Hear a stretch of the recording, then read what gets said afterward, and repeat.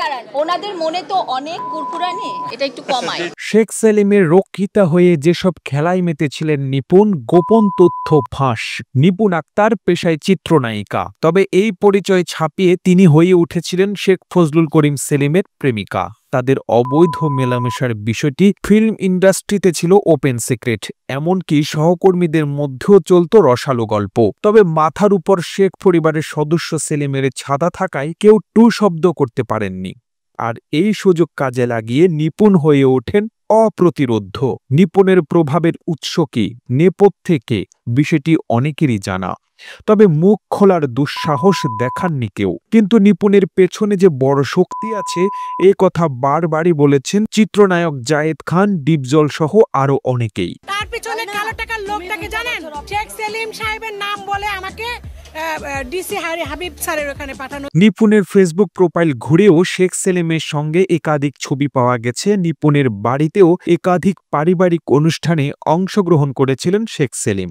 নিপুণের মেয়ের জন্মদিনেও একটি ছবিতে শেখ সেলিমকে দেখা গেছে নিপুণ ও তার মেয়ের পাশে। হাতে সিনেমার কাজ না থাকার পরেও খুব অল্প সময়ে সম্পদের পাহাড় করেছেন নিপুণ আক্তার। 2016 সালে রাজধানীর বনানীতে টিউলিপ নেলস অ্যান্ড স্পা নামের একটি পার্লার খুলে বসেন তিনি।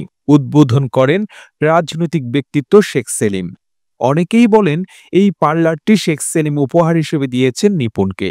শুধু পার্লার নয়, নিত্য নতুন গাড়ি, বিদেশে ভ্রমণ, মেয়েকে বিদেশে পড়ানো, সবকিছুই নাকি আসতো রাজনৈতিক ব্যক্তিদের হাত দিয়ে। বছরের বেশিরভাগ সময় কাটাতেন বিদেশের মাটিতে। শেখ সেলিমের ভালোবাসায়, আশীর্বাদে অবৈধ প্রভাব বিস্তার করেছিলেন নিপুণ।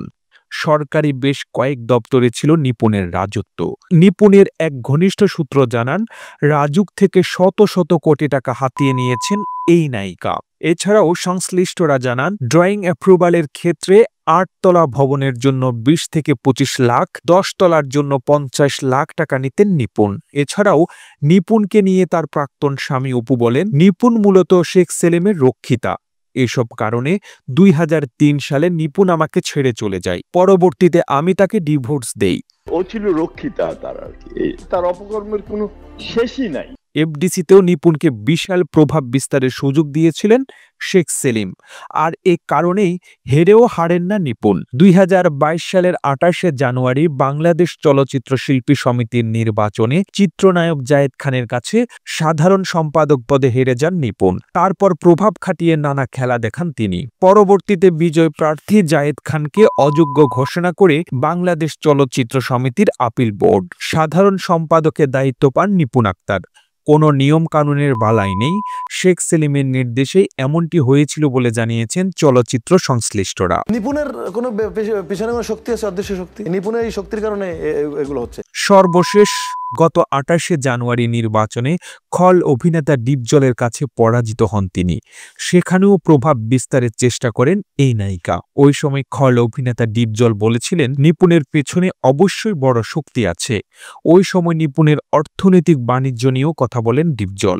নিপুণের মূল ব্যবসাটা কি প্রশ্ন রেখে ডিপজল বলেন, তো উনার মেন ব্যবসাটা কি ওইটা একটু আপনারা হাতায় দেখেন না। তো ওনার মেন ব্যবসাটা ওইটা একটু আপনারা হাতায় দেখেন না। তবে একটি সূত্র জানিয়েছেন, বর্তমানে মেয়ের সাথে মার্কিন যুক্তরাষ্ট্রে অবস্থান করছেন এই নায়িকা।